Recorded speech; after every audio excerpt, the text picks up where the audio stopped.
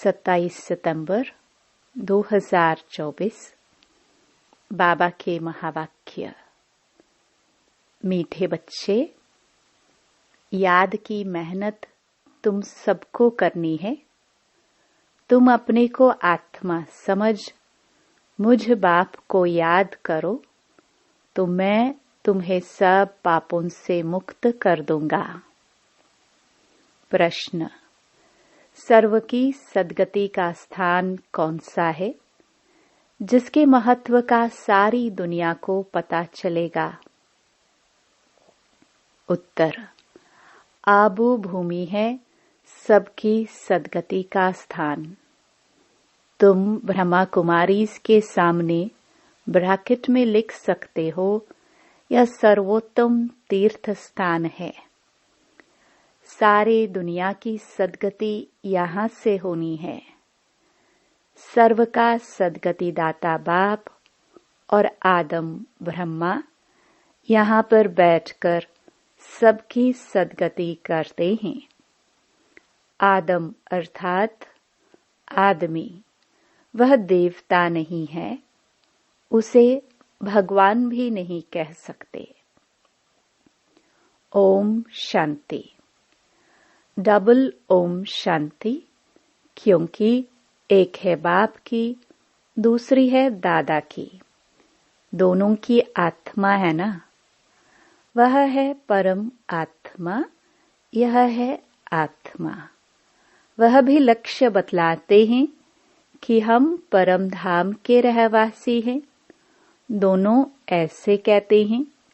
बाप भी कहते हैं ओम शांति, यह भी कहते हैं ओम शांति। बच्चे भी कहते हैं ओम शांति, अर्थात हम आत्मा शांति धाम के निवासी हैं। यहाँ अलग अलग होकर बैठना है।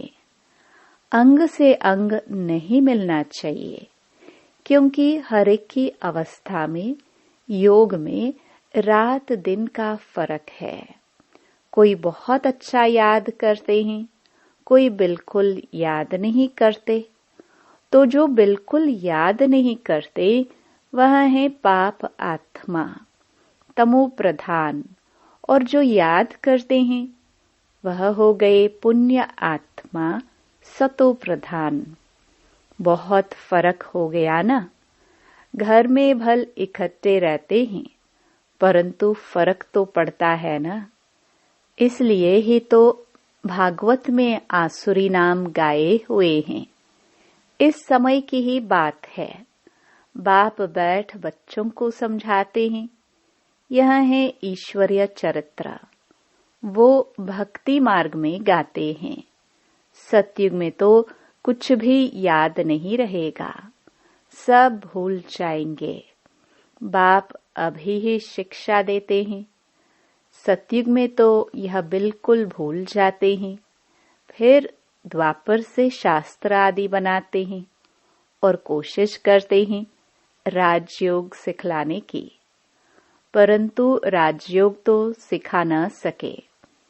वह तो बाप जब सम्मुख आते हैं तब ही आकर सिखलाते हैं।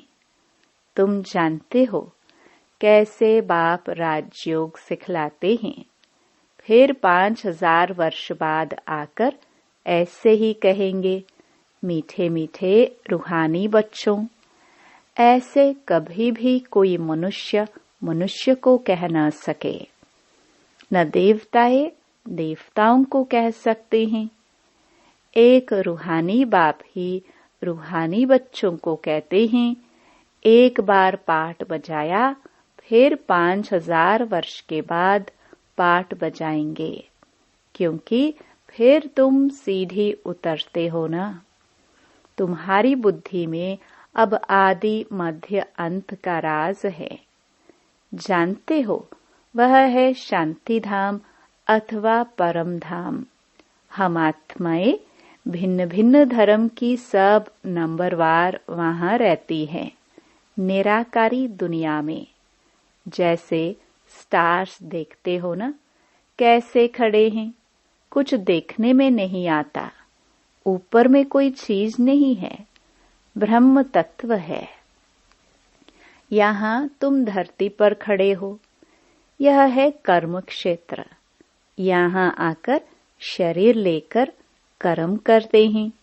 बाप ने समझाया है, तुम जब मेरे से वर्षा पाते हो तो 21 जन्म तुम्हारे कर्म अकर्म हो जाते हैं, क्योंकि वहाँ रावण राज्य ही नहीं होता है।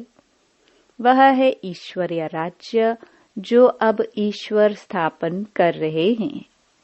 बच्चों को समझाते रहते हैं, शिव बाबा को याद करो तो स्वर्ग के मालिक बनेंगे। स्वर्ग शिव बाबा ने स्थापन किया ना, तो शिव बाबा को और सुखधाम को याद करो। पहले पहले शांति धाम को याद करो तो चक्कर भी याद आएगा। बच्चे भूल जाते हैं, इसलिए घड़ी घड़ी याद कराना पड़ता है। हे मीठे मीठे बच्चों, अपने को आत्मा समझो और बाप को याद करो तो तुम्हारे पाप भस्म हो। प्रतिज्ञा करते हैं, तुम याद करेंगे तो पापों से मुक्त करूंगा। बाप ही पतित पावन सर्वशक्तिमान अथॉरिटी है। उनको वर्ल्ड ऑलमाइटी अथॉरिटी कहा जाता है। वह सारे सृष्टि के आदि मध्य अंत को जानते हैं। वेदों शास्त्रों आदि सबको जानते हैं। तब तो कहते हैं इनमें कोई सार नहीं है। गीता में भी कोई सार नहीं है। भल वह सर्वशास्त्रमयी शिरोमणि है माई बाप, बाकी सब हैं बच्चे। जैसे पहले पहले प्रजापिता ब्रह्मा है, बाकी सब बच्चे हैं। प्रजापिता ब्रह्मा को आदम कहते हैं। आदम माना आदमी। मनुष्य है ना, तो इनको देवता नहीं कहेंगे। एडम को आदम कहते हैं। भगत लोग ब्रह्मा एडम को देवता कह देते हैं। बाप बैठ समझाते हैं, एडम अर्थात आदमी न देवता है न भगवान है। लक्ष्मी नारायण है देवता। डेटिज्म है पैराडाइज में। नई दुनिया है ना, वह है वंडर ऑफ द वर्ल्ड। बाकी तो वह सब हैं माया के वंडर। द्वापर के बाद माया के वंडर्स होते हैं। ईश्वरीय वंडर है हेवन, स्वर्ग, जो बाप ही स्थापन करते हैं। अभी स्थापन हो रहा है। यह जो दिलवाड़ा मंदिर है, इसकी वैल्यूज का किसको भी पता नहीं है। मनुष्य यात्रा करने जाते हैं तो सबसे अच्छा तीर्थ स्थान यह है। तुम लिखते हो ना, ब्रह्मा कुमारी ईश्वरीय विश्वविद्यालय आबू पर्वत, तो ब्रैकेट में यह लिखना भी चाहिए सर्वोत्तम तीर्थ स्थान, क्योंकि तुम जानते हो सर्व की सद्गति यहाँ से होती है। यह कोई जानते नहीं। जैसे सर्वशास्त्रमयी शिरोमणि गीता है, वैसे सर्व तीर्थों में श्रेष्ठ तीर्थ आबू है। जो मनुष्य पढ़ेंगे अटेंशन जाएगा। सारे वर्ल्ड के तीर्थों में यह है सबसे बड़ा तीर्थ, जहाँ बाप बैठ सबकी सद्गति करते हैं। तीर्थ तो बहुत हो गए हैं। गांधी की समाधि को भी तीर्थ समझते हैं। सब जाकर वहां फूल आदि चढ़ाते हैं। उनको कुछ पता नहीं है। तुम बच्चे जानते हो ना, तो तुमको यहाँ बैठे दिल अंदर बड़ी खुशी होनी चाहिए। कुछ भी खर्चा नहीं लगता है। तुम्हारी मम्मा को एक पाई खर्चा लगा? बिगर कौड़ी खर्चा पढ़कर कितनी होशियार नंबर 1 बन गई, राजयोगिनी बन गई ना। मम्मा जैसी कोई भी नहीं निकली है। देखो, आत्माओं को ही बाप बैठ पढ़ाते हैं। आत्माओं को ही राज्य मिलता है। आत्मा ने ही राज्य गवाया है। इतनी छोटी सी आत्मा कितना काम करती है। बुरे ते बुरा काम है विकार में जाना। आत्मा 84 जन्मों का पाठ बजाती है। छोटी सी आत्मा में कितनी ताकत है। सारे विश्व पर राज्य करती है। इन देवताओं की आत्मा में कितनी ताकत है। हर एक धर्म में अपनी अपनी ताकत होती है ना। निश्चय धर्म में कितनी मेहनत है। आत्मा में ताकत है जो शरीर द्वारा कर्म करती है। आत्मा ही यहाँ आकर फिर कर्म क्षेत्र पर कर्म करती है। वहाँ बुरा कर्तव्य होता नहीं। आत्मा विकारी मार्ग में जाती है तब है जब रावण राज्य होता है। मनुष्य तो कह देते विकार सदैव है ही। तुम समझा सकते हो वहाँ रावण राज्य ही नहीं तो विकार हो कैसे सकते। वहाँ है ही योग बल। भारत का राजयोग मशहूर है। बहुत सीखना चाहते हैं, परंतु जब तुम सिखलाओ और तो कोई सिखला न सके। जैसे महर्षि था, कितनी मेहनत करता था योग सिखलाने के लिए, परंतु दुनिया थोड़ी जानती कि यह हठयोग राजयोग कैसे सिखलाएंगे। चिन्मय आनंद के पास कितने जाते हैं। एक बार वह कह दे कि सचमुच भारत का प्राचीन राजयोग सिवाय बीके के कोई समझा नहीं सकते हैं तो बस। परंतु ऐसा कायदा नहीं है जो अभी यह आवाज हो। सब थोड़े समझेंगे। बड़ी मेहनत है। महिमा भी होगी पिछाड़ी में। कहते हैं ना, अहो प्रभु, अहो शिव बाबा आपकी लीला। अभी तुम समझते हो तुम्हारे सिवाय बाप को सुप्रीम बाप, सुप्रीम टीचर, सुप्रीम सतगुरु और कोई समझते नहीं। यहाँ भी बहुत है जिनको चलते चलते माया हैरान कर देती है तो बिल्कुल बेसमझ बन पड़ते हैं। बड़ी मंजिल है, युद्ध का मैदान है। इसमें माया विघ्न बहुत डालती है। वो लोग विनाश के लिए तैयारी कर रहे हैं। तुम यहाँ 5 विकारों को जीतने के लिए पुरुषार्थ कर रहे हो। तुम विजय के लिए, यह विनाश के लिए पुरुषार्थ कर रहे हैं। दोनों नाम इकट्ठा होगा ना। अभी टाइम पड़ा है। हमारा राज्य थोड़ी स्थापन हुआ है।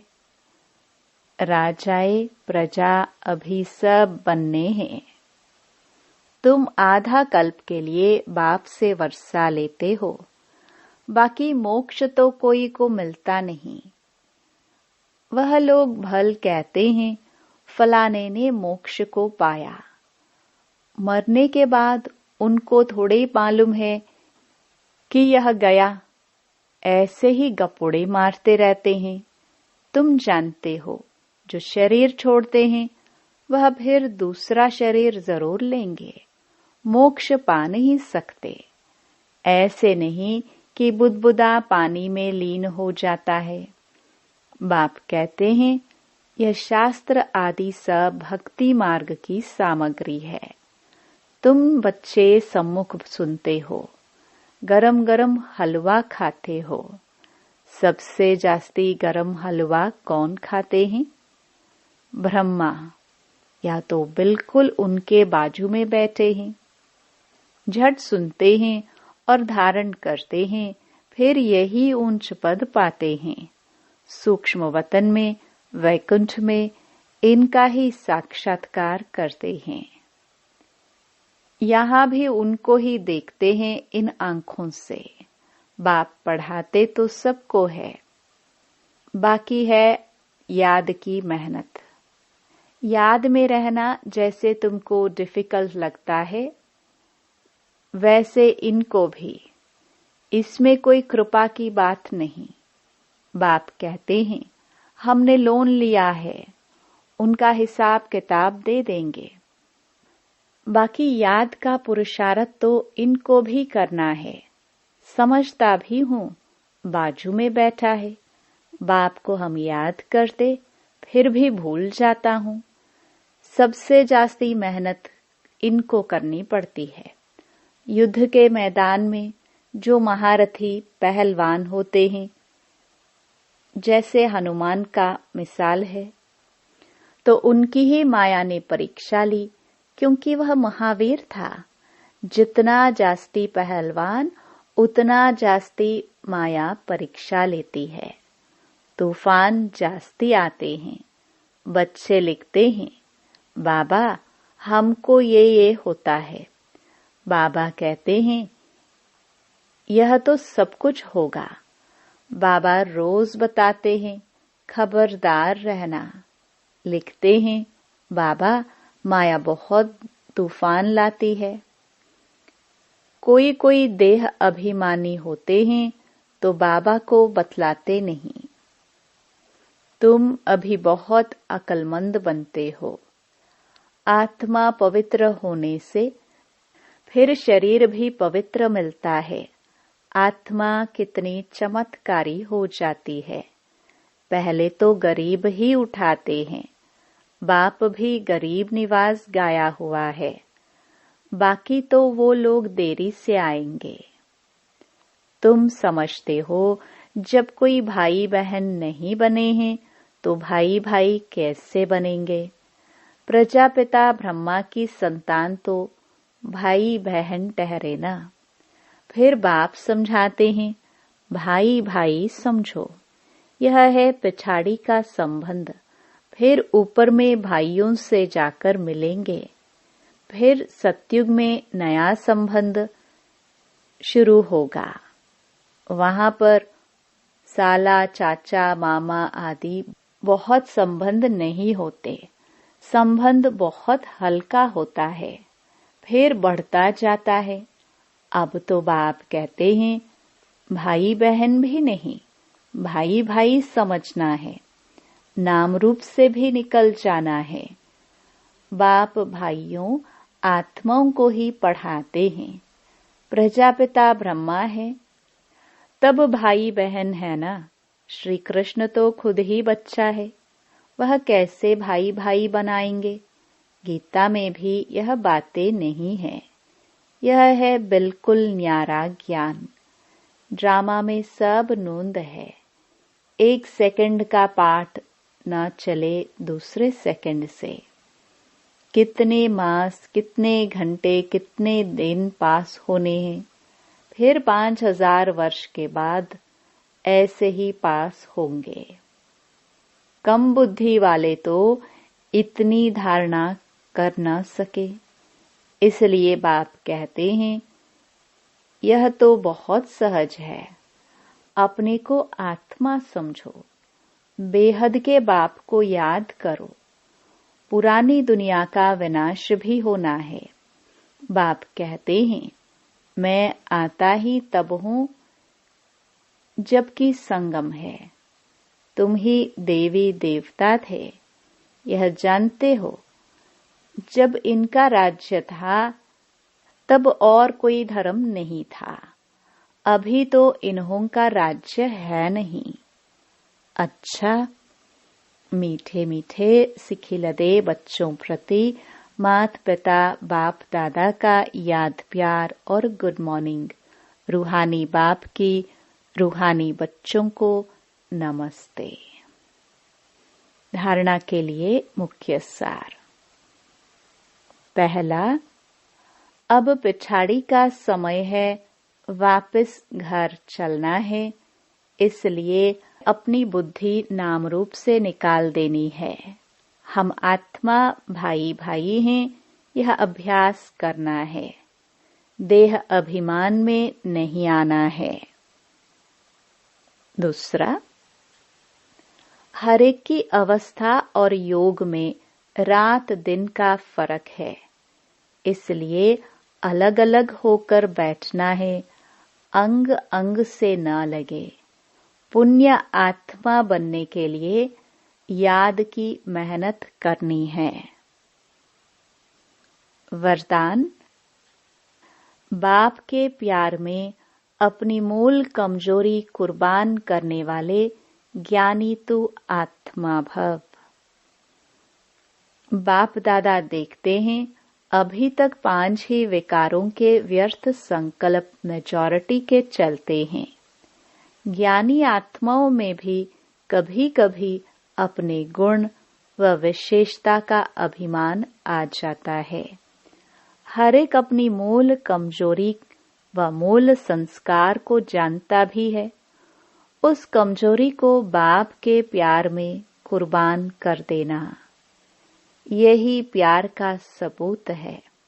स्नेही व ज्ञानी तो आत्माएं बाप के प्यार में व्यर्थ संकल्प को भी न्योछावर कर देती है। स्लोगन।